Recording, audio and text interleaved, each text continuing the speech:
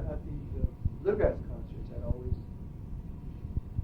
go backstage and talk to the mandolin player. I was very big, whoever it was.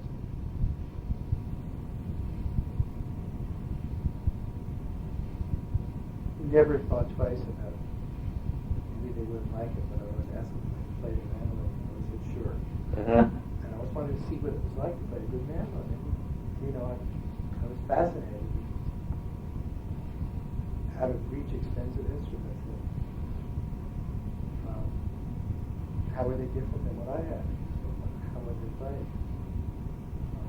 Nobody ever said no. But I'm very, very hesitant to catch nice strings. So I've just learned that the equal impressions on the strings, and sometimes I have to change the strings. I think the string won't work if the string people play. You never get it in tune. Or they perspire on it. Yeah. That's the end of the string. No. Okay. Other people have done it. It's very nice when I play.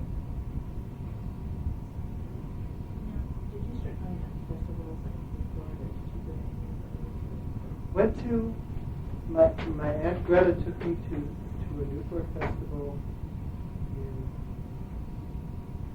supposedly 58 or 7. Gee, when was the first one? First one was 59. 59. 59 is the first one. That was the first festival, yeah, the first folk festival. That was it then. Yeah, then they stopped Okay. for a while. They did 59 and 60, then they stopped until 63. So I went to the 59 one. That was where, were you there for the whole? That was where Bob Gibson introduced Joan Baez and, No, I didn't hear that. okay. We went for one night. Oh, okay, yeah, that was the last night, I think. Was Earl Scruggs at that one? I don't know offhand.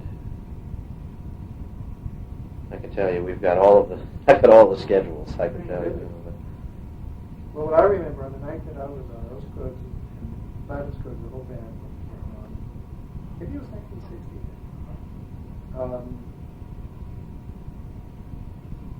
There was this banjo player from Chicago. Very good.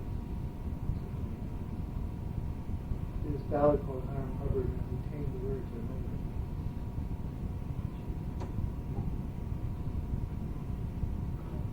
Oh boy. Sorry. I don't remember. Who else was on? Do you know how? You might know how many people were on a typical night. Oh, I don't have any idea. 10,000? That's what it seemed like. 10,000 for the evening concerts. 10,000 who attended. 10,000. Yeah. My Yeah. impressions weren't right. It just seemed to me it was a sea of people. It was Yeah. so They many were people. very, very confident. Yeah. Oh, yeah. That was the ballpark. Obviously, as it went on, towards the late 60s. Towards the late 60s, they just started having problems Yeah, in terms of 60s, containing the 60s, crowds in people the that had community. And I was at the 63 festival. I was on tour with Greenberg. It was then John and I a few days off, and the combination of taking buses and hitchhiking we went there. That's where I first saw Doc Boggs. He was there. John Cohen was with him. He introduced it to Mike Seeger or something too.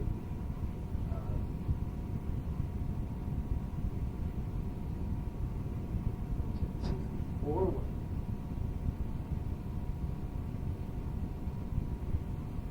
Went with David Grissom, either 64 or 65, whichever one he ended up running a mandolin workshop. And so I played on the workshop. Yomo Toro was on that. He was a quattro player in Puerto Rico, or Brooklyn. You know the quattro? I know what it is, yeah. Double strung instrument, triple, double, yeah.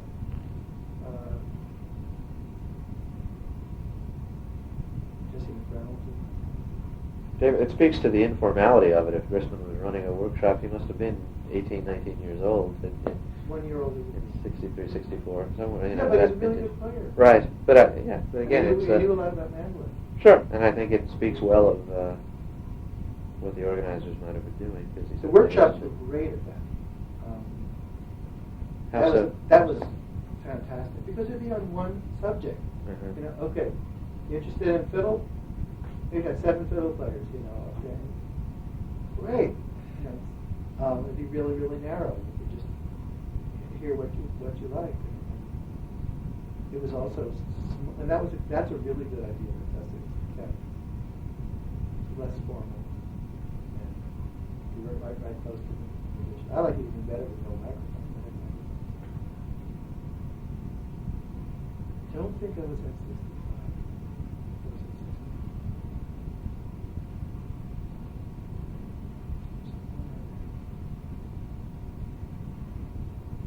60. 63, the Dillards were there too. Mm-hmm.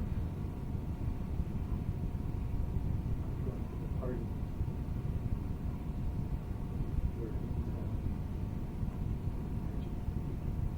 Let me ask you a question. Picking with Dean Webb, the commander of the place. Let me ask you a question we ask everybody, and some Yeah. people have thoughts on it, some people don't, and the ones that do tend to differ a little bit. You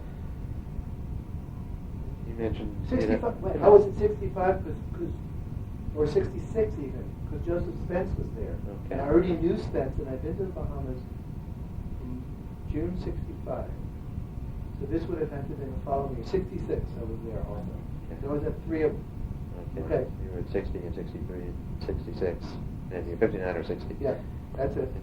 Yeah, okay.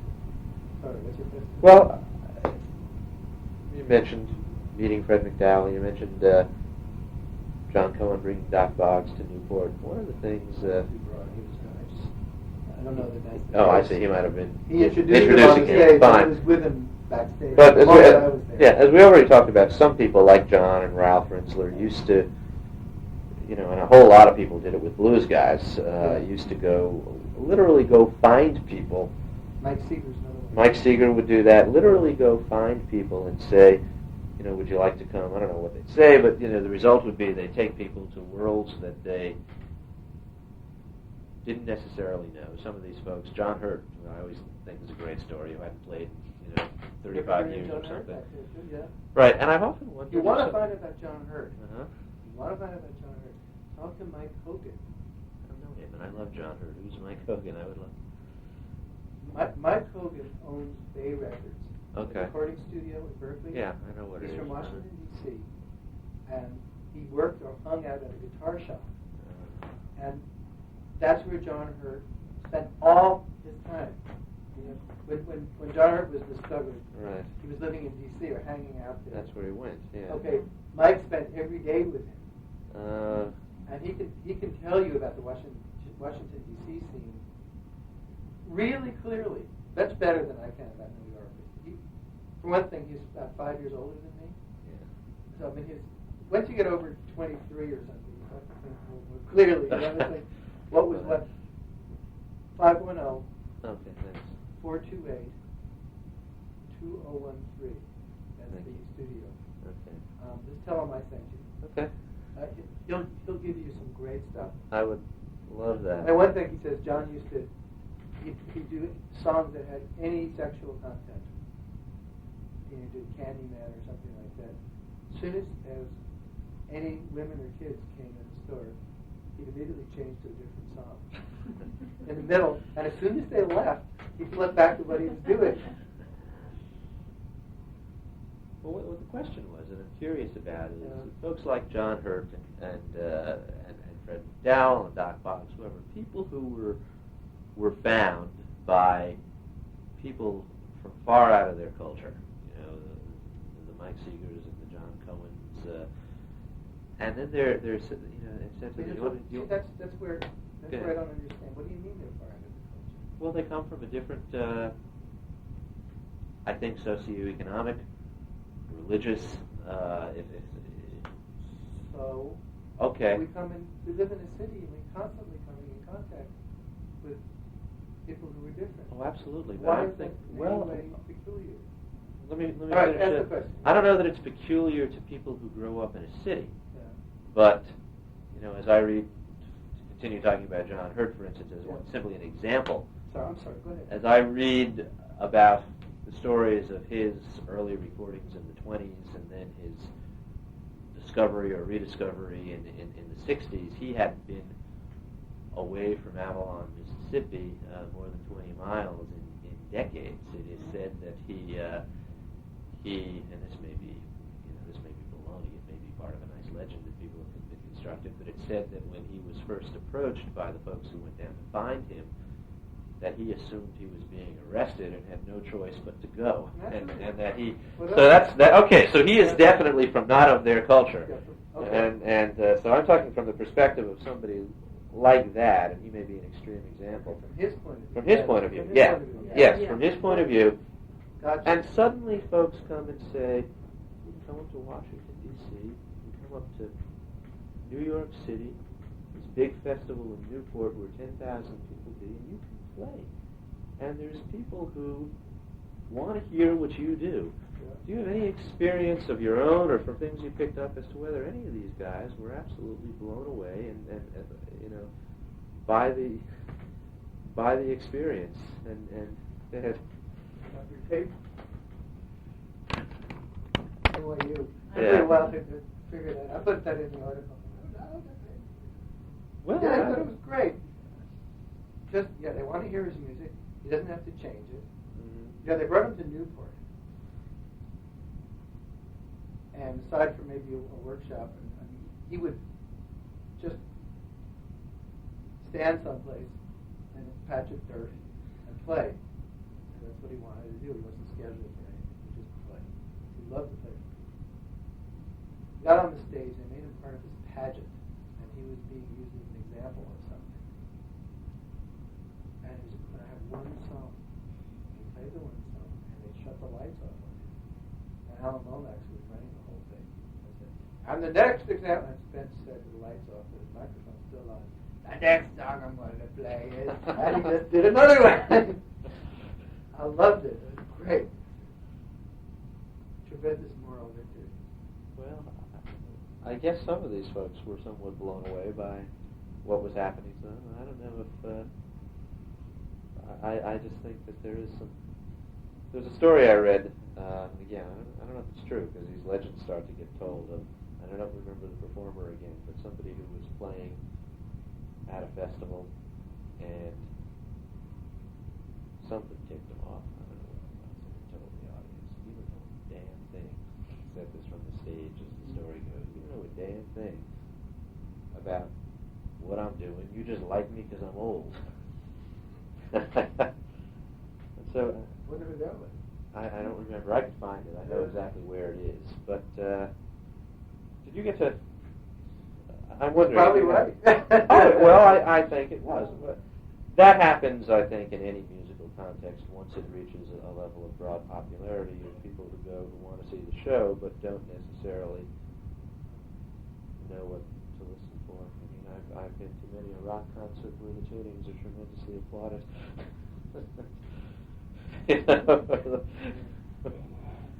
Yeah, great. Okay, start the set now. But we're going to film the Ramblers next week, and they're written. We're not going to film the show. Oh, I see. Yeah. I'm going to go to the show, but we're going to film an interview with them at La Peña that afternoon, and Good for you. They're written of now. Again, I came to them later, and now it's written usually about how seminal they were in interpreting old-timey music for new audiences. Do you think they were important back in there? Yes, but I don't understand this interpreting. They just picked and sang to the best of their ability. Mm-hmm. They don't interpret anything. Okay. Just making music. That's it. Again, it's a word. I don't know if it's. But I don't understand it. Okay. It's interesting because that is about a lot of these. Look, I was talking to you about the endowed folklorist point of view. Right. Okay. Tracy Schwartz's son Peter is considered the genuine article because he learned fiddle from his father at home. But his father is completely bogus. Because he learned from records. He learned from the army. He was in Germany for country music on the radio. What's his background. It's in Connecticut. Yeah, But it's okay for Peter because he learned from his dad. Oh, I see. But his dad's no I good. see. Oh, you're Yeah. genuine. Let's see. It says here, learned fiddle at home from father who was fiddle player. Yep. You've got the right thing. You got it at home. It's real folk music. It's fine. Did you see the Ramblers a lot back in the 60s? Sure. Yeah, I got to know them all individually. Uh-huh. Yeah. What did they... Really different bunch of people. I was going to say, at first I was going to say, do they have different musical strengths? Do they bring different musical traits to the aggregation? Well, mostly what their role was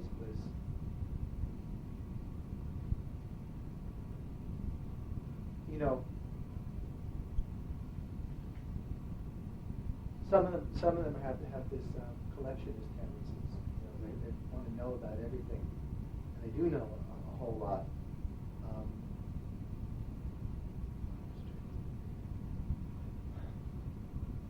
They brought a whole big variety of traditional American music. One of Mike Seeger's solo albums, he's a quote from his mother. He said, "Old-time music is a folk word for folk music." And it's just a huge variety of what could be called old-time folk music or traditional music. And they embraced all of it. I don't think they ever were really a great band. Like they never had a particular Mula City Rambler groove, a particular sound, because they kept constantly changing instruments. Mm-hmm. And this is really not for your movie, But they didn't really see eye to eye on everything. They didn't really want to play the music the same way. Mm-hmm. They had different ways of depending on who was umphing on the guitar, who was giving the rhythm. It would be different. They didn't have a unified view. But still, they were so important, and they had such great songs. So important, why? Because of the songs and the music, and they always told where they got it from. But still, I don't think they were interpreting. They were just playing and singing, the way. The thing that limited them is that the other two guys, whoever the one guy was, the other two wanted to do it different. So in that way, but they never. Neither did they ever try to really duplicate it on record. That's a cuckoo thing to do. We don't want to do that. They played old Charlie Poole song, it was Charlie and the fiddle player and the guitar player he had on that particular record. You go down 3 miles down the road to the next town in North Carolina and they do the same song different. They wouldn't do it the same. Why should the Ramblers do it the same? Particular strengths. Well, both Mike and John are really, really good banjo players. Tracy has this real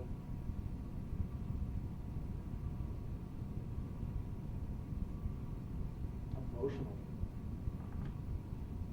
push in his music. It's different from the others. It's really strong rhythm.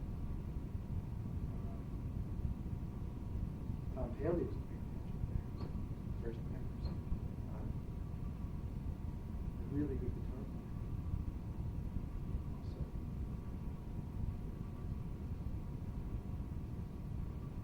I don't know. They sure spent a lot of time tuning. Did you yourself start? You might have done this all. They were also very encouraging to younger musicians too. Anytime I'd see them somewhere, I was in '65. I was out here visiting my cousin. I met Macdowell.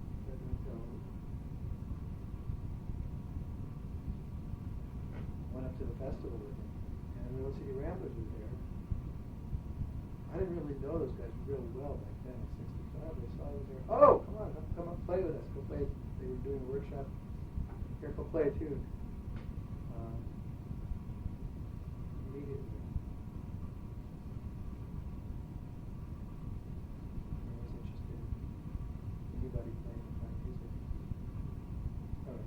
I was going to ask. There's a sense that I get now, and again, it's in reading, but we've both been doing a whole lot of historical reading about the period, and so I always like to check it against the reality of folks like yourself, because, and the sense that you get in the histories is that the Ramblers,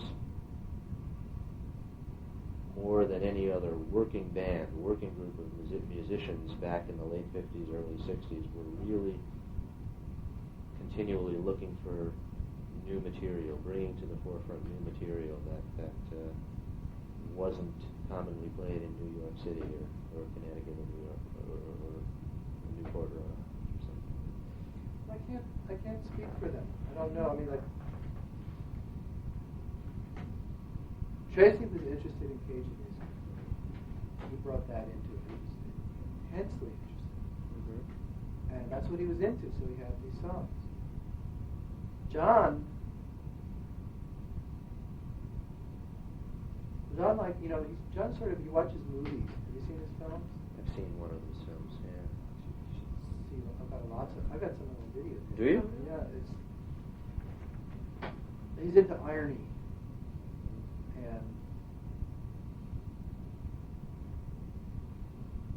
whatever doesn't fit neatly into a picture, he manages to fit it in. He's sort of interested in peripheral things.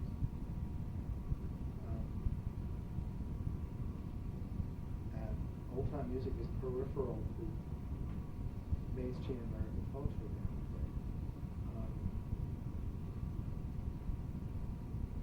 To give you an example, John was making a film in conjunction with an organization about a particular ethnic music. Okay, I'll give you the details, but please don't put this in your film. Oh, okay. You want me to turn this off? Yeah, turn this part off. I'm sorry. His name escapes me at the moment. He's from Roscommon, a few miles from North Carolina. He's this great traditional player, but he also listens to jazz. He plays jazz, and he also likes classical music, and he's into all of it, and it doesn't fit. And he plays traditional music so well. How can he know anything about this other? But you can't really put people or cultures or anything in a box and say this is it. I live in a Chinese neighborhood. There's fantastic Chinese restaurants there. Let me tell you, they eat pizza. I've seen it.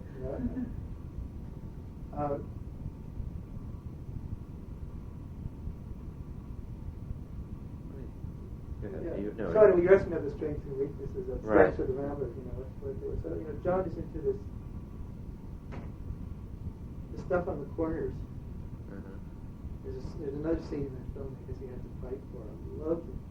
Where there's a Greek dancer at a festival in Queens. It's in Astoria. Uh-huh. Yeah. And he's dancing, and it's twilight, and he flings his shirt off and flings it in the air, and it stays there because it gets caught on some telephone wires, but you can't see the wires. It's great. And it's in the movie. What does this have to do with our film? Well, it's great. It's the power of abandon in dance. They throw it and it stays there, in the air.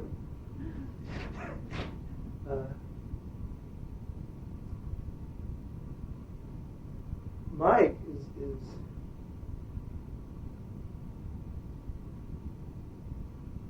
interested in details.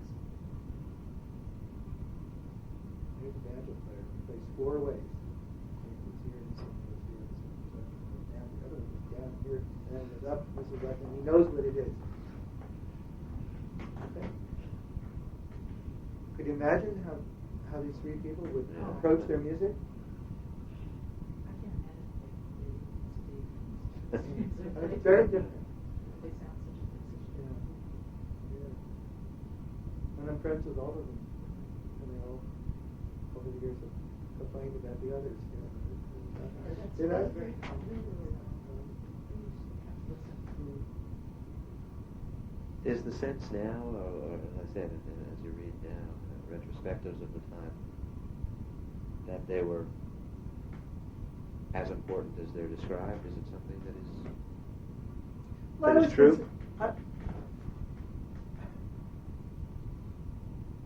I can easily see never how thought they're... they were, as a young musician, I never considered them a really great band, because they weren't really good singers. Mike was probably the best singer. Tracy's a really good singer, but he wasn't in the band at first. Right. Tracy's the best singer, for sure.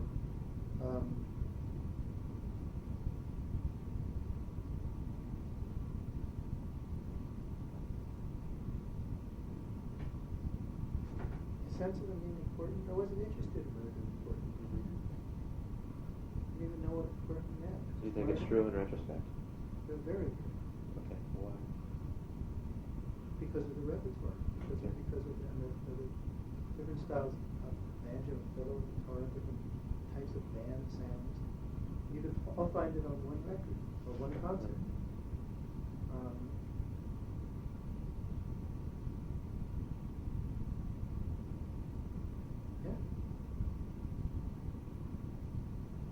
What's the allure to you of that repertoire, of their repertoire? And I get a sense that you like lots of different types of music, so that may be a kind of limited question. They all had an ear for a good song and a good tune. Uh-huh. A good taste. But, I'd say I probably know most of the band's repertoire. What has Tracy done in the years that he's not been a rambler, which is most of the last 20? I know the least about him as an individual in terms of his work. He just got married to a wonderful singer named Jody. They live in Central West Virginia. He's been heavily involved in Cajun music for the last 15 years. As a performer. Yeah, and he's written Cajun songs and plays accordion and fiddle and guitar equally well.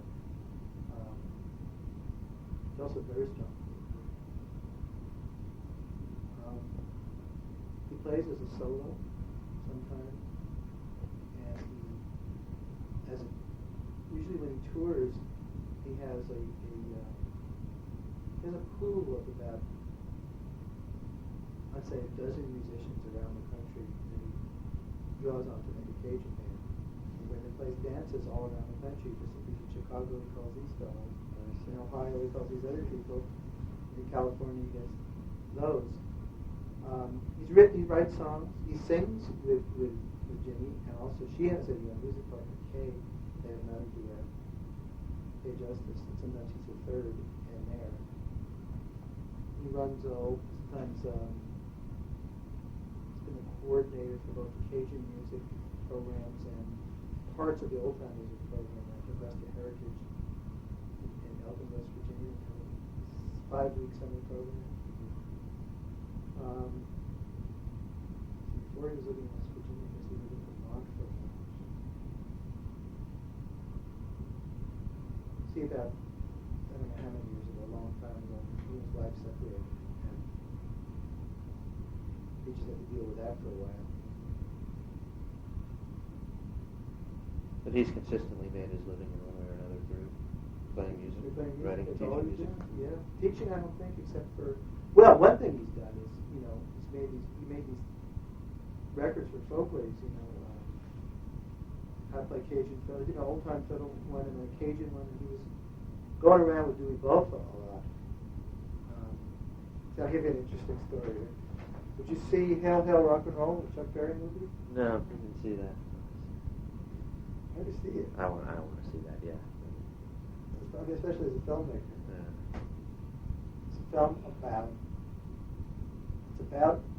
Keith Richards of the Rolling Stones trying to put together a band for Chuck Berry to do a concert. And from my point of view, Tracy and I both saw the same movie. From my point of view, Keith is completely superfluous. This guy doesn't need a good band. He doesn't need anything. He wrote all these songs. He knows how to play them. What he does at the end is they have this rehearsal. He gets in a really good band. He gets Eric Clapton in the band. He gets a really good drum player. He gets Otis Clay in the band. Otis Clay and Eric Clapton and Keith Richards as supporting guitarists. These guys can, they can remember arrangements, do all that. And they get up on the stage, he does everything in a different key than they practice today. And I'm looking at this thing, yeah, right on, Chuck. This is your music, you do it the way you want. What do you need this guy to arrange all this stuff? He wasn't on any of your records. Tracy looks at this thing and he says, just what he's feeling. This is what it was like with Dewey. I try to make something nice for him, arrange the whole thing, get him, where I got an interview here at this particular time. We have to be on schedule. We're here, and we practiced it, with the band. And now he wants to do it in D. We did it in C. Tracy completely identified with Keith because he was in that role of being a support to doing both. You might have heard this, or it might have even been in the movie, but it's the story of Chuck Berry without Keith Richards trying to put together a star-studded band for him, but just Chuck Berry. Apparently, it is the case that for large portions of his tours, or all his tours when he goes out, he doesn't bring a band with him. Any cities. Okay, but this is just a story I heard. But he gets pickup bands in any city. But the way it goes is in one place, somebody assembled a band for him. The promoter put together the band. And Chuck comes in the day of the show, and he meets who's going to be his band for the night. And these are local musicians, and they're younger than him, and they're kind of in awe of him. And they want... Bruce Springsteen was in one of those bands. And they want very, very much to make sure they get it right. And Barry ain't paying him any mind. He's just got stuff to do. He's going to do what he's going to do until he starts the show. And so they're saying, no, Mr. Barry, we need to practice. We need to know what we're going to do. What songs are we going to play? What key are we going to play? What are we going to do? And he says,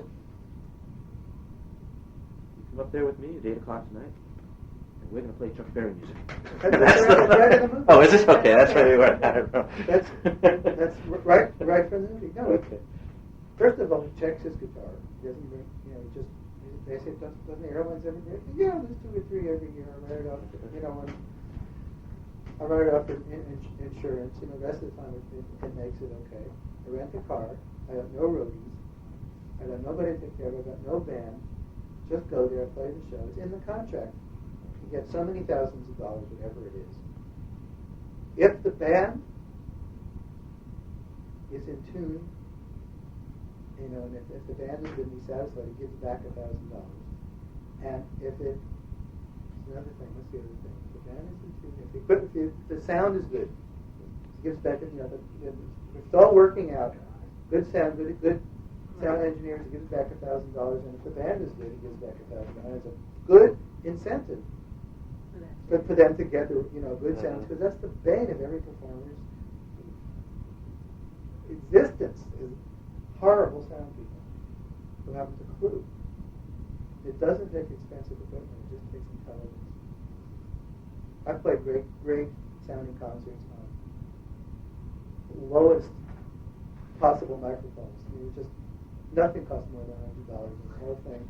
And it's fine because it's run by somebody who's better than a year. All it takes.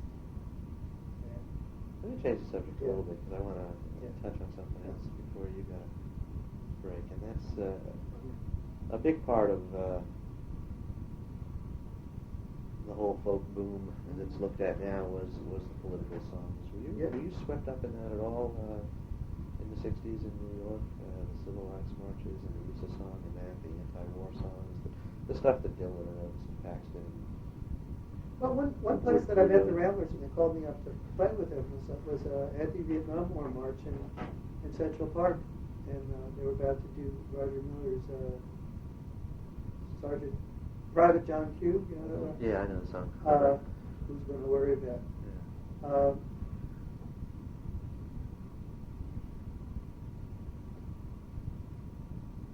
Let's see if I can answer that.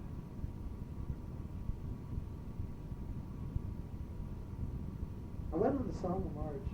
I wasn't on the whole whole thing. A bunch of people from my school went down there. I liked the music I heard down there. It was really stirring, mostly hymns, church music, too. A few words changed. But no, I wasn't very attracted to the musical expression that these political songs were expressed in. I was often sympathetic to what they had to say, though not always. I saw a lot of the singers, the writers of these songs as being terribly self-important and heavily significant in the capital S, and they had much patience with it. First political songs I liked, I heard were in Australia. I went to Australia in late 70s, and I heard the most amazing political songs down there. And it was right in the language of Australian folk music. And the songs were written for particular occasions, and sung and they forgot. And it was great. That's one thing. That was one song I liked. DMR was the Department of Motor Roads or something like that. Making it had something to do with they were leveling these old neighborhoods to build a highway, and they made some promises not to dehouse a bunch of people. And the chorus was DMR to the devil, swallow your dribble and shovel your gravel. Yeah, these people can talk. Wow. I never heard anything like that. That was so sharp. I thought some of Bob Dylan's early political songs were really good. He was also extremely dynamic performer early on. Did you see him often?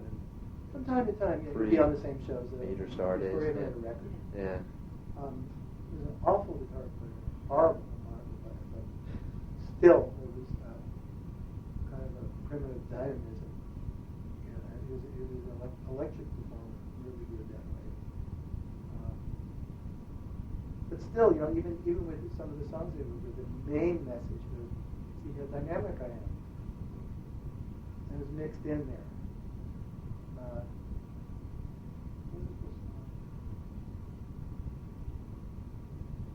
Did you like Oak stuff or Paxton stuff? Yeah, but not as music. Yeah, okay. Tom Paxton was a really was a good entertainer. Yeah.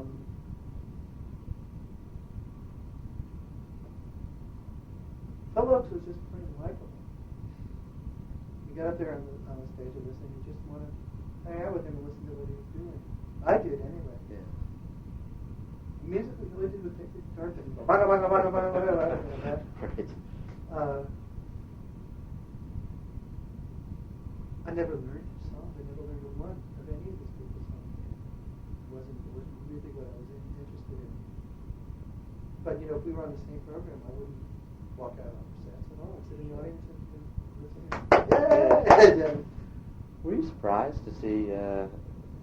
Dylan took off. He just took off. I think beyond what anybody out of that scene expected to do. Was that something that was really surprising to those who knew him even casually, or? You'd have to have someone who knew. I never even spoke to him. Okay. So I don't know. Were you surprised to see someone come out of the milieu that you hung out in do what he did in terms of? Yeah. Okay. Musically, and just in terms of people, socially, the whole thing is very, very, very different.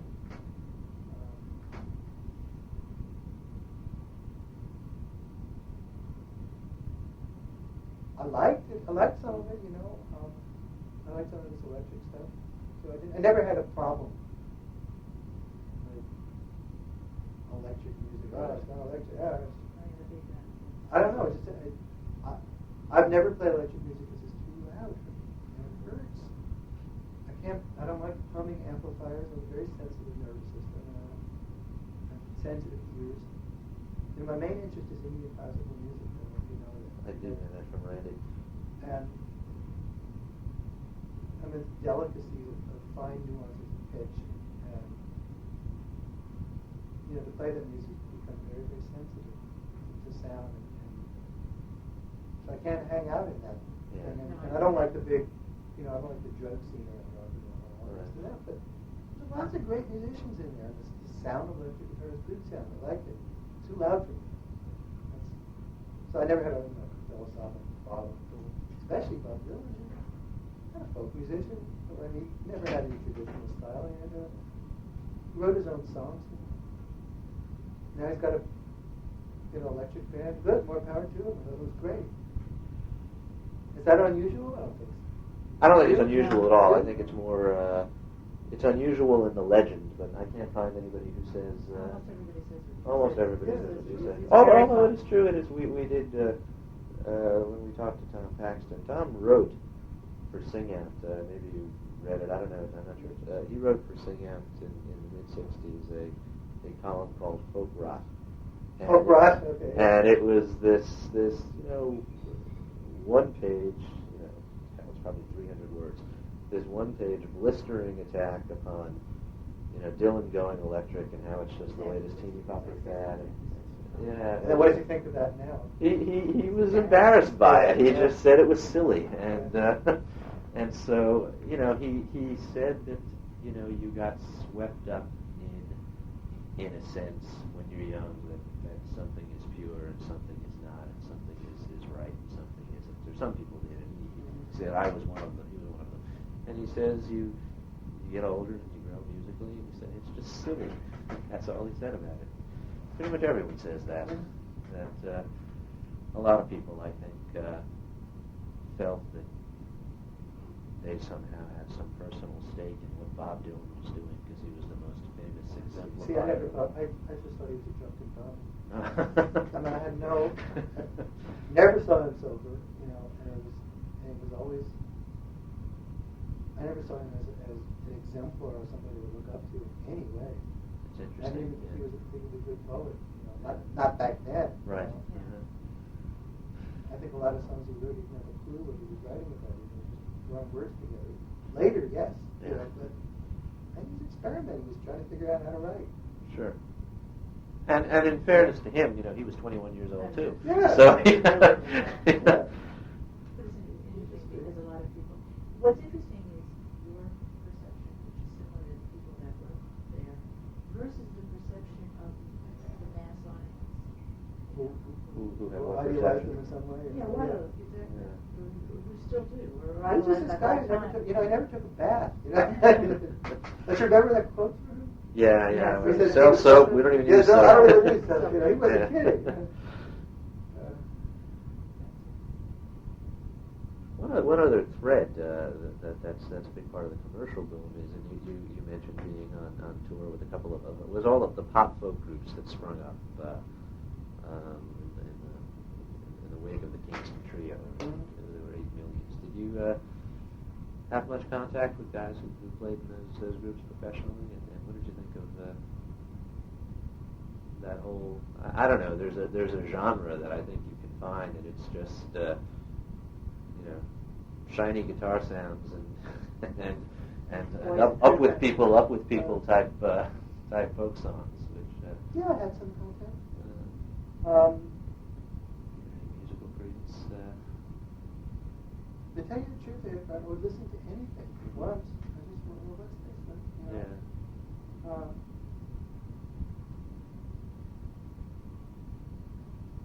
I don't really think anything particular to say.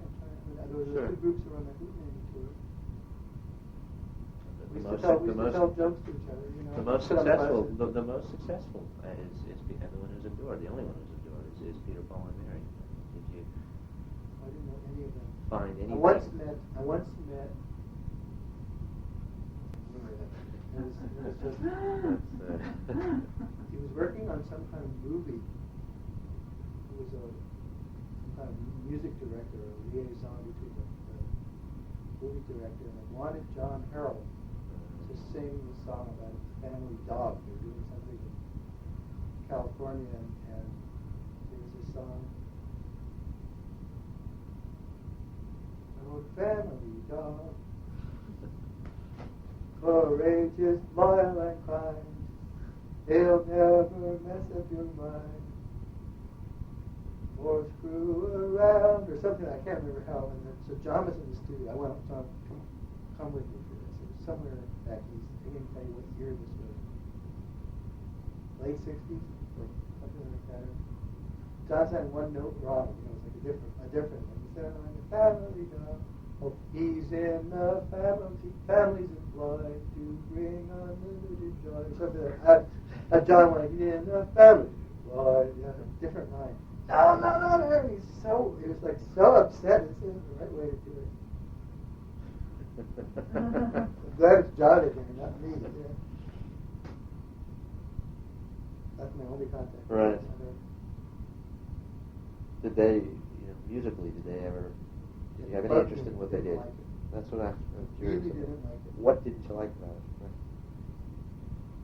I was waiting for them to start. Where's the music? All I see, it was basically just throwing their hair around all the time, and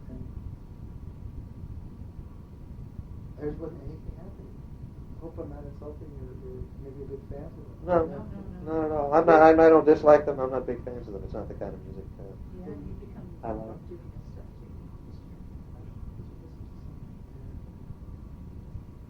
too. Yeah. There wasn't.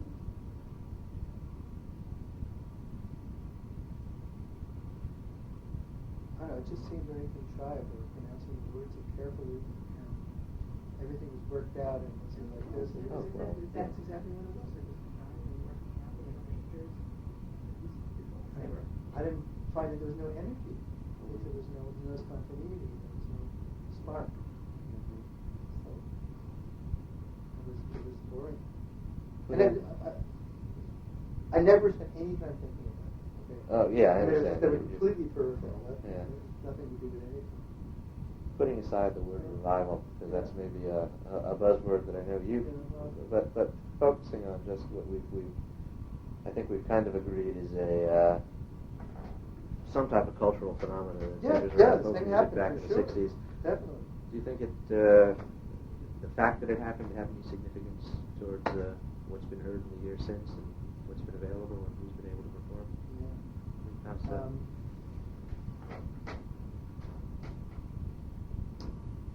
One way is that bluegrass music found a venue in folk music. Better paying gigs to an audience that was beyond the culture it created. And bluegrass music, under the bigger banner of folk music, influenced a lot of musicians who became successful pop and rock musicians. I'd say there's probably no, and some country too, but more rock. There's probably no successful group or band that doesn't have a member or two who once worked in bluegrass. It's in everybody's background. And it's what they wanted, what they really wanted to do. They couldn't make a living, and out of frustration, they went to rock music so they could make a living. So in that way, that's one way that I know. Because today, as these different special interest groups identify themselves, well, I'm interested in folk music, well, I'm interested in bluegrass, well, I'm interested in old time music, whatever they call it. I'm closer to the bunch that calls themselves bluegrass. Usually folk music now, all the folk alliance is somewhat different. As you see, you couldn't figure out what it was. Yeah. That was a... Usually folk music indicates singer-songwriters. Yeah. And I've written one song. And the emphasis is strongly on the words. It's really a word-oriented world that calls itself folk music.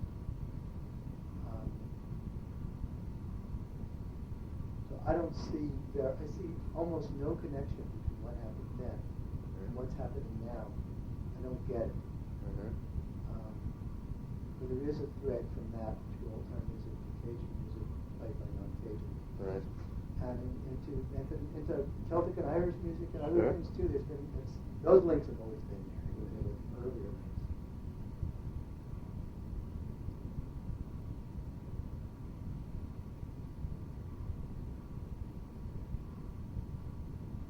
Ask Mike Seeger about the ubiquitous singer-songwriter guitar style, the way that they all play. He thinks it all goes back to his sister Peggy. So there's a link. I see it as going to Merle Travis. You know Merle Travis? Yeah, music? I do. Okay. Merle Travis had a huge effect on the musicians in England. Before what they happily call the folk revival in England, there's a phenomenon called skiffle. And a lot of the big people, influential people in the British folk revival of the generation after Mulcahy and Lloyd, not them, but the next one, were all blues musicians first. Louis Killen was a blues guitar player. You know, Louis lives down the block. Oh, I know. Yeah, I know. And a friend of ours works with him at the American He can Museum. tell you stuff. Yeah. He's just down California Street. Martin Carthy, you know Martin? Who he is? Yeah. He started playing Travis style guitar, and his entire guitar style, which is considered English, is based on that. And there's a lot of spin-off from his way of playing guitar that then back across the line. He's been trying to tell people for years that it's just trying to Travis thing and didn't get it, and changed it, I think there's something in, it's kind of how John Hurt played. I mean, alternating thumb.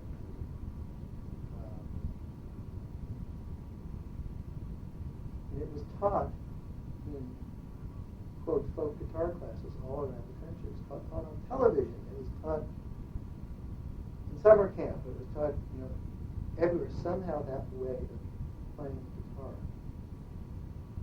That is entered mainstream culture. That comes from